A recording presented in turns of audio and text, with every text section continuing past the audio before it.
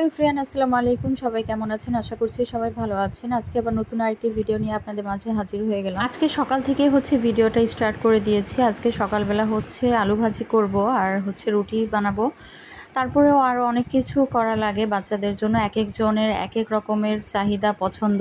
তো যাই হোক, প্রথমে আমি আলুগুলোকে কুচি কুচি করে কেটে নিয়েছি। তারপর এগুলোকে ভেজে নিব। তো প্রথমে প্যানে আমি পেঁয়াজ কাঁচামরিচ এগুলো ভেজে নিব। তারপর এগুলো ভেজে কেটে রাখা আলু কুচিগুলি এগুলি দিয়ে ভালো করে ভেজে নিতে হবে। আপনাদের কার কার বাসায় আমার মতো এরকম এক একজনের এক এক রকমের নাস্তা করে দিতে হয়, বা এক একজনের এক এক রকমের দেখা যায় যে দুপুরবেলাও আমার এক একজনের জন্য এক এক রকমের তরকারি রান্না করতে হয়। বাচ্চারা তো মুরগি ছাড়া খায় না। ইদানিং যুগের প্রায় সকল বাচ্চারাই মনে হয় এরকমই। অনেকের কাছেই শুনি, যে অনেক আপুদের কাছে শুনি ওনাদের বাচ্চারাও নাকি মুরগি ছাড়া কোনো কিছুই খেতে চায় না।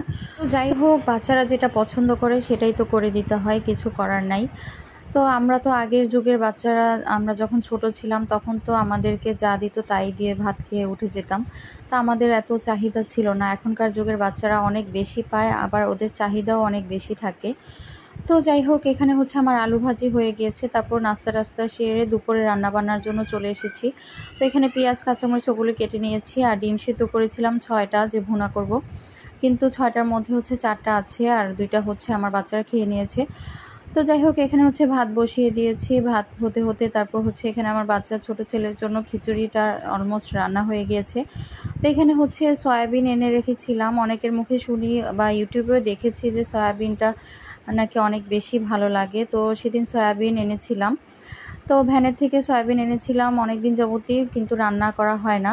তো রান্না করেছিলাম, কিন্তু খেতে একদমই ভালো লাগেনি। যাই হোক, তো এখানে মুরগি এনেছিলাম 2টা, তার মধ্যে একটা আজকে রান্না করব বাচ্চাদের জন্য, প্লাস আমাদের জন্যও রান্না করব। সয়াবিনটা রান্না করেছিলাম অপশনালভাবে, যে যদি খেতে পারি তো খাবো, না খেতে পারলে মুরগির তরকারিটা তো রান্না করতেছি, আর ডিম ভুনা তো করবই, তো সেটা দিয়েও খেয়ে নেওয়া যাবে। তো এখানে আমি মুরগি রান্না করার জন্য প্রথমে পেঁয়াজ টিয়াজ এগুলি ভেজে কষিয়ে নিয়েছিলাম।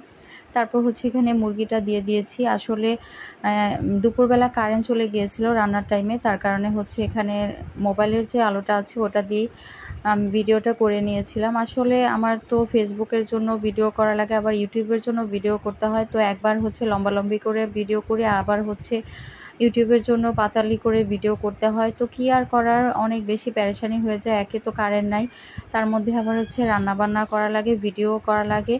তো অনেক বেশি চাপের মধ্যে পড়ে যাওয়া লাগে। তার মধ্যে আবার 3টা বাচ্চা কাচ্চা সামলাতে তো আরও বেশি অনেক কষ্ট হয়ে যায়।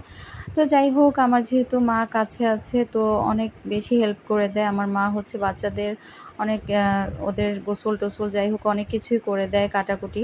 এর জন্য আর কি এত বেশি কষ্টটা বোঝা যায় না।